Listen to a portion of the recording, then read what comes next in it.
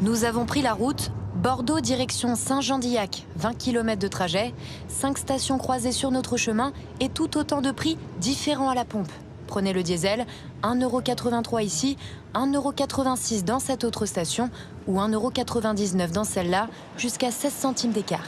En tout cas, je ne le comprends pas. C'est-à-dire que oui, on va dans une, on paye tant, on va dans l'autre, on paye 10 centimes de plus. Comment expliquer de telles variations de prix?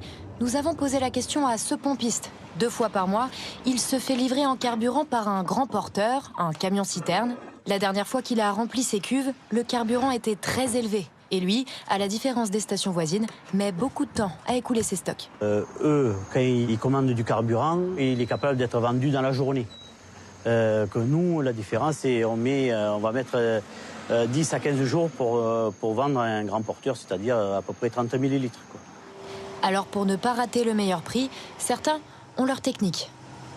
Ouais, c'est essentiellement par application mobile. Ça nous propose plus ou moins toutes les stations à proximité et après, en fonction du prix, on se dirige vers le moins cher. Autre raison de ces écarts de prix, les promotions. Carburant à prix coûtant, litre à 1 €. Ces derniers temps, les grandes surfaces lancent tous azimuts des opérations commerciales pour faire baisser le prix. Impossible pour les petites stations de rivaliser. Les grandes surfaces utilisent un prix du carburant en produit d'appel, donc avec une très faible marge.